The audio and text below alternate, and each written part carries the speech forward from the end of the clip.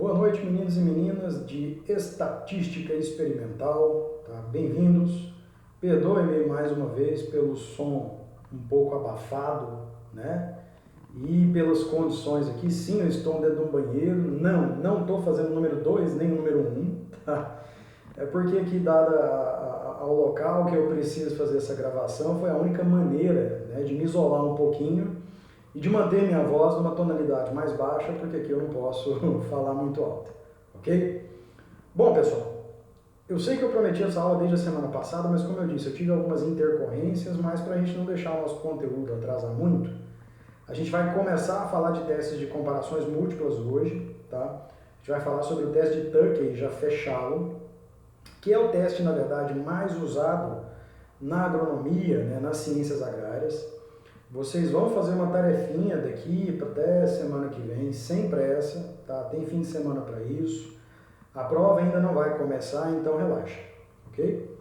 Bom, como eu falei para vocês, tá? A estatística é uma historinha e eu sempre gosto de estabelecer aqui um cronograma para a gente tentar se adequar, ok? Na semana passada, pessoal, a gente falou sobre teste de comparações múltiplas numa base, nós fizemos aquela série de explanações no quadro por um motivo muito simples. Acho que vocês conseguiram entender que entrar em teste de comparação múltipla sem ter aquela base da análise de variância é praticamente impossível, tá? Então, por isso, eu propus, né, aquele nivelamento na aula passada, aquela parte de cálculos, para que hoje a gente não ficasse tão perdido assim, tá? E na minha programação, mesmo com essas intercorrências que ocorreram, eu acredito que até o dia 9, no sábado, a gente consiga aí falar sobre os outros testes de comparação múltipla. Nós vamos focar só em 3, tá, pessoal? Que seria o teste de Sheffer, Duncan e Dunnett, tá? O teste de T, que é o LSD, e o teste de Bonferroni, a gente não vai comentar, que são 2 testes pouco utilizados aí na agronomia, tá? Apesar de eu conhecê-los, a gente não vai entrar nesse mérito, pelo menos não na graduação, ok? E aqui nós temos o que já ocorreu. Nós tivemos 4 aulas, com essa de hoje nós temos 5 após o seminário Covid, né, que foi postado lá pelo professor Vitor. Na semana pós-Covid a gente teve, né, a confirmação com a Sumiria, a gente criou o grupo, a gente fez aquela primeira prospecção, que não necessariamente foi uma aula, e hoje nós estamos na 5ª aula de verdade. Sabadão vai ser a 6ª aula e a gente corre em dia, porque na aula de sábado a gente vai repor aquilo que teria acontecido na quinta-feira passada. E terça que vem a gente repõe a dessa quinta-feira. Aí fica tudo, né, dentro do cronograma, ok? E mais uma vez peço desculpas a vocês aí por conta dessa instabilidade, fugir um pouco das minhas, né, do meu controle, por isso que eu tive que atrasar um pouco a postagem, tá? Conto com a compreensão de vocês. Bom, vamos lá. Na aula passada, pessoal, a gente frisou, tá, que a estatística ela é uma história. E tal como uma história, ela precisa ter início, meio e fim. Foi por isso que antes da primeira VA, a gente fez todo aquele nivelamento com medidas de posicionamento central, como média, moda e mediana, com enfoque em média, tá? Nós falamos sobre outros conceitos da estatística básica, como, por exemplo, as medidas de dispersão, que aí entraria variância, que é muito importante para nós, tanto para análise de variância, quanto para os testes de comparação múltipla, tá? Que são análises que a gente conhece aí no meio agronômico como paramétricas. O professor só vai falar de análise não paramétrica, não porque isso é uma análise pouco usual na agronomia. Ela é mais voltada para a ecologia, para umas outras linhas que nem sempre no meio agronômico vocês vão usar. Quem for para pós-graduação é possível. Quem for exercer a profissão é pouco provável, ok?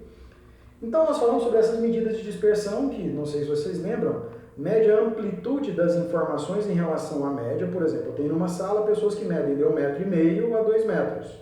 A média da sala é 1,70 m. Então, acima de 1,70 m tem a galera que mede de 1,70 m até 2 e abaixo de 1,70 m a galera que mede de 1,70 m até 1,50 m. Altura, tá? Então, pensando nisso, como há essa amplitude acima e abaixo da média, todas essas medidas de dispersão mensuram, quantificam essa amplitude, seja para mais ou para menos. E nós também falamos há 2 aulas atrás, tá? sobre alguns conceitos de parcela, que é a unidade experimental, né, e aquelas bases da experimentação agrícola, que seria repetição, né, você não pode fazer uma comparação com apenas uma repetição. Falamos também sobre a casualização, que é para evitar vícios e para evitar ser tendencioso, e o controle local, que só o delineamento em blocos ao acaso tem. E na nossa aula passada, focamos em diferença de fatores e variáveis. Fator seria aquilo que você está testando no experimento, ou seja, seria as condições testadas, né? Vamos pensar aqui em alguns fatores. Dose de nitrogênio para avaliar a resposta de produção de matéria seca de capim, né? A dose do proteinato para engordar o boi, né? Vamos pensar um outro fator qualitativo. Diferentes variedades de soja, aí, qual produz mais, menos na nossa região, tudo é fator, tá? É o que você está testando. E a variável é o que você avalia no campo: produtividade, gramas que o boi engorda por dia, tonelada de matéria seca por hectare, nesses 3 exemplos que eu dei para vocês, ok? Falamos sobre os delineamentos. O professor Victor focou em 2 muito sabiamente. Eu não acho que vale a pena mexer mais do que 2, tá?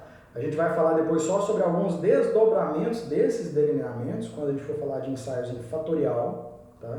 A gente vai aprofundar um pouquinho, especialmente no DBC, mas, de um modo geral, são só esses 2 mais importantes para a agronomia, que seria inteiramente casualizado, e o DBC, ou delineamento em blocos ao acaso, ou blocos casualizados. Apenas o DBC tem controle local, vocês sabem disso, mas ele paga um preço, tá? Vamos lembrar lá do seguinte: quando a gente monta a tabelinha da análise de variância, a gente fez isso na aula passada. Se você não estiver lembrando, vai lá, ó, vai apanhar aí. Vai lá e dá uma olhada na aula passada para você se situar nisso. O professor Vitor já ensinou e eu frisei bastante na aula passada, tá? Lembrando que tem uma correçãozinha lá no cálculo do quadrado médio total, tá? No caso do quadrado médio total, tem um errinho meu lá, vocês consideram que seria a soma de quadrados totais dividido pelos graus de liberdade totais, ok? Só o errinho que ficou mais grosseiro naquela tabela lá que a gente montou na aula passada, ok? Bom, então pensando no DIC e no DBC, o DBC ele tende a ter valores na análise de variância, no valor do F, no testezinho do tio Fischer, tá? Um pouquinho mais altos, ou seja, o DBC ele é mais rigoroso na matemática e, consequentemente, por ele dar um F calculado mais alto, um número mais elevado, maior, é mais difícil de você enxergar a diferença no DBC. Vantagem do DBC, ele tem controle local, tá?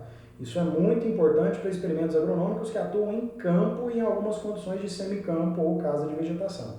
Lembre-se, você usa DBC em condições heterogêneas e DIC em condições controladas como laboratório e estufas ou casas de vegetação, ok? Nós falamos dos graus de liberdade na aula passada, revisando a análise de variância, tá? Todo mundo sabe que grau de liberdade total é o número de parcelas menos 1, e o número de parcelas nada mais é que o número de tratamentos vezes o número de repetições. Só isso. Se eu tenho 3 tratamentos e 4 repetições, eu tenho 12 parcelas, 3 vezes 4. Simples assim, tá? O qual seriam os graus de liberdade totais nesse caso, professor? 12 menos 1, ou seja, 11. Simples demais, ok? Nós temos somas de quadrados, que são aquelas fórmulas que a gente frisou bastante na aula passada e explicou de forma bem pausada. E o quadrado médio é simples, pessoal. O quadrado médio, tanto de resíduo quanto de tratamento para DIC, bem como de bloco, tratamento e resíduo para DBC, ele vai sempre se dar na linha ali que ele está, bloco, resíduo, DBC, ou, perdão, bloco, resíduo e tratamento e resíduo para DIC. Na linha ali, ó, o quadrado médio vai ser a soma de quadrados dividido pelos graus de liberdade naquela linha. Isso na hora de montar aquela tabelinha da análise de variância, tá? Quando você faz pelo Sysvar, o Sysvar já calcula aquela tabelinha na lata para vocês. A gente já fez o cálculo com a nova lá pelo Sysvar. Logo a gente vai repeti-lo com os dados que eu vou passar para vocês e nós vamos fazer os testes de comparações múltiplas no Sysvar assim que a gente fechar eles na aula que vem, beleza? Vamos lá. E também nós sabemos que o F calculado nada mais é do que quadrado para DIC, né? Quadrado médio de tratamento, e para DBC também, quadrado médio do tratamento dividido pelo quadrado médio do resíduo, você tem o F calculado, você compara com o tabelado. Se o calculado for maior que o tabelado, tem diferença. Menor, tudo igual, ok? E no caso do DBC, você faz o quadrado médio do tratamento dividido pelo quadrado médio do resíduo e quadrado médio de bloco dividido pelo quadrado médio do resíduo também para ter o F dos blocos. Condições para fazer os testes de comparação múltiplas. No caso, para teste de comparação múltipla, pessoal, a análise de variância precisa ser significativa, ou seja, o F calculado precisa ser maior que o F tabelado para tratamentos. Olha na biloca do meu olho e mentaliza. Quase uma hipnose. Eu só vou fazer comparações múltiplas se F calculado para tratamentos for maior que o F tabelado para tratamentos. Ou seja, se eu aceitar a H1, ou seja, se eu aceitar a hipótese de que há diferença em pelo menos um contraste dentro, ou uma comparação dentro dos tratamentos. Ok? Essas são as condições para usar teste de comparação múltipla. Na aula passada também nós mostramos a diferença entre fatores e variáveis. Já falamos que são fatores, então vamos mais para dar um passo à frente, que é fator qualitativo e quantitativo. Qualitativo, variedades de cana, variedades de soja. Vamos pensar em outra possibilidade. Diferentes tipos de inseticida, fungicida e herbicida, diferentes métodos de colheita, diferentes métodos de plantio. São fatores qualitativos, qualidade, não tem número na parada.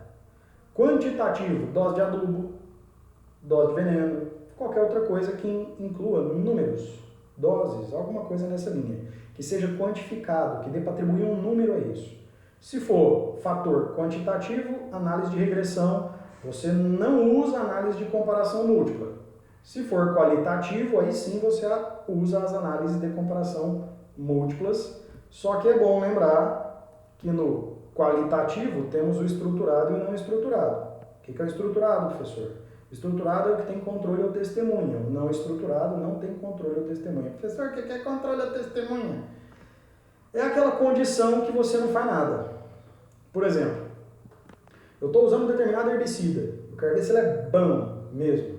E eu quero saber se eu usando ele eu vou ter alguma vantagem. Você compara ele com o controle que você não usa nada. Deixa o mato crescer. Isso é testemunho, isso é controle. Entenderam a ideia? Pois bem. E nós falamos também sobre a questão da análise de variância, que ela só vai ser usada se o F for significativo. Tá? Eu já até adiantei esse slide nessa última partezinha aqui para as condições de testes de comparações múltiplas. Então eu só vou fazer teste de comparação múltipla se na ANOVA tiver sido diferente. Se for significativo. Se não for, esqueça qualquer outro tipo de teste matemático. Ok? Na maioria dos experimentos, pessoal, a ideia é nós compararmos todas as médias entre si, todas as comparações possíveis, A com B, A com C, A com D, você fazer ali tudo quanto é contraste possível para poder ranquear essas médias, tá? De um modo geral, os testes de comparações múltiplas que nós vamos ver, que seria Tukey, que nós vamos ver hoje, Duncan e Dunnett, que nós vamos ver na aula passada, de um modo geral, eles têm essas características de fazer comparações 2 a 2. O Chefé já não é assim, tá? O Chefé tende a atrapalhar mais com grupos de médias. Na aula que vem do sábado, que eu vou postar sábado, na verdade, a gente comenta mais alguma coisa a respeito disso, ok? Esquece aí a questão da H0 e H1 ou HA, segue a mesma linha da ANOVA, não precisa esquentar a moringa não, tá? Só vamos lembrar o seguinte, depois que eu faço a ANOVA, é bom entender aquilo. A ANOVA me diz que tem diferença entre os tratamentos. Tá? A ANOVA vai me dizer que, sei lá, plantio direto conserva mais o solo que plantio convencional, que cultivo mínimo e outras metodologias. Beleza. Mas ela não vai me falar qual que é melhor em relação a qual. O teste de comparação múltipla já me fala. Lembre-se, a ANOVA só é conclusiva quando você só tem 2 tratamentos. Então, por exemplo, a ANOVA fala para você que tem diferença entre homem e mulher. Pronto, acabou a conversa. São diferentes. Um é melhor nisso, outro é melhor naquilo. Acabou a conversa. Ok? Geralmente, pessoal, o nível de significância aqui, ó, que a gente usa na agronomia é de 5%. Recentemente, alguns veículos de comunicação, a comunidade científica questionou um pouco esse 5% e mencionaram por que não tentar trabalhar com 1% de probabilidade. Quem teve ou assistiu 2 aulas atrás, em que eu comecei a fazer aquela revisão para a prova, deve se lembrar do seguinte: quando você trabalha com 5% de probabilidade, quer dizer que aquele evento tem 95% de chance de se repetir. Ou seja, se foi diferente, eu consigo dizer que, olha, existe uma probabilidade de 95% de que esse evento se repita, de que seja diferente de novo. Por exemplo, eu comparei 4 materiais de soja. Um se destacou em termos de produtividade em relação aos outros. Fiz análise de variância, observou-se que foi diferente. Então, quer dizer que tem 95% de probabilidade de você testar esse negócio de novo e de ser diferente. Entenderam a ideia? No caso de 1%, 99% de probabilidade. É mais conservador, mas por hora, até hoje, boa parte das revistas científicas ainda aceitam, e a comunidade como um todo, aceita os 5% aí de probabilidade como confiável, ok? Bom, o que seria o contraste, professor? O contraste seria a comparação. Média A com média B, tratamento A com tratamento B, tratamento A com tratamento C, tratamento A com tratamento D, ou seja, todas as comparações possíveis. Eu vou mostrar isso depois, calma, respira. Oxigênio, ok? No caso desse contraste, eu vou comparar a diferença dessa média A com a média B com um valor previamente calculado, que a gente chama de DMS, ou diferença mínima significativa, ok? Eu vou ranquear essas médias de acordo com essa DMS. Eu vou explicar um pouco mais depois, como é que funciona depois, mas com base na diferença entre as médias, eu vou ranqueando, eu vou colocando essas médias em grupos. A gente vai fazer isso juntos aqui. Lembre-se daquilo que eu falei na aula passada. Quem entendeu a análise de variância, isso aqui está no nível leitinho. É muito mais simples, mucilon, cara. Enquanto, sei lá, análise de variância picanha gorda aqui, meu amigo, é mucilonzinho, leitinho com Toddy. Ainda com 2 colheres de açúcar, que aqueles meninos criados com vó em apartamento empinando pipa embaixo do ventilador. Ok? Bom, nos testes mais e menos rigorosos, a gente precisa entender que existem testes de comparações múltiplas que são mais e menos confiáveis. Eu vou só elencar aqui de forma geral, assim que eu falar sobre os outros testes na aula que vem, eu comento mais a respeito deles. Ok? Hoje o nosso foco, pessoal, é o teste Tuckey, tá? E só vamos lembrar disso aqui. Nós vamos usar testes de comparação múltiplas quando os fatores forem qualitativos, ou seja, quando forem não numéricos. Eu só vou ter a exceção quando, mesmo sendo um fator quantitativo, o meu objetivo é escolher o melhor. Olha aqui para mim. Você tem fatores numéricos e o seu objetivo, a sua pergunta, hipótese, está tudo amarrado no seu trabalho, que você quer escolher o melhor, ou os 2 melhores, ou os 3 melhores, aí sim você pode tratar esse fator quantitativo como qualitativo, mas, de um modo geral, tá? Você só vai usar testes de comparação múltipla em fatores qualitativos, tipo de preparo de solo, tipo de veneno, variedades diferentes e outras condições que você não consegue atribuir um número aos fatores, aos tratamentos testados, ok? Nós temos estruturados e não estruturados. Estruturados têm testemunha, não estruturados não têm testemunha, tá? Os não estruturados, que são os sem testemunha, primariamente eu vou usar Tuckey e Duncan ou Chefé em algumas condições, algumas. E quando eu tenho estruturado, eu uso Duncan ou, eventualmente, Chefé também em algumas condições. O teste Chefé é um teste meio diferente. Vamos gastar mais energia para falar a respeito dele na aula que vem. Mas ele trabalha com grupos de médias. Eu tenho 2 grupos de herbicidas, professor, naquela área. Ou 2 grupos de inseticidas, tá? Neonicotinoides e organofosforados. E eu quero comparar esses grupos, que tem 3, 4, 5 produtos em cada um, os 2 grupos maiores, fazer um contraste diferente. Eu consigo fazer contrastes com médias somadas. Então é para isso que a gente usa Chefé. A gente só usa Chefé também quando a gente tem um negócio chamado de ortogonalidade. Então vamos deixar esse trem Paulo aqui, vem para não dar um nó na cabeça, tá? Porque eu vim entender contraste ortogonal, já estava beirando meu doutorado. Então é um negócio meio complicado. Então aguenta aí, ok? O teste de Tukey, que é o que nos interessa, ele é voltado para fator qualitativo quando não tem testemunha. E é o teste, sem sombra de dúvida, mais usado em experimentos agronômicos e florestais, ok? E não sei se vocês leram o artigo da aula passada, eu espero que todos tenham lido. Na página 3 especificamente, ele fala sobre os erros. Ele fala, olha, fator qualitativo estruturado, você deveria usar teste de Dunnett ou eventualmente Sheffer. Né? Isso seria a ideia. E a galera usa outras porcarias. Nos fatores quantitativos, exceto aqueles em que a pergunta é escolher o melhor, você deveria usar regressão. E a galera usa o oposto. Esse artigo lá do Bertoldo que eu mandei para vocês na aula passada é para elencar os erros que a galera comete fazendo análise estatística. Professor, o cara tem doutorado e comete erro fazendo análise estatística? É o que mais tem. Aquela galera que foi para a área da biológica, mas não gosta da matemática. Então, dá problema, tá?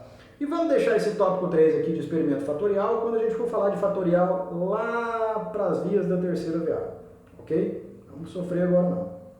Vamos fazer uma pausinha técnica, não saia daí, daqui a pouco a gente volta, ok? Então vai lá e assiste o vídeo 2. Não precisa dar joinha no canal lá não, ok?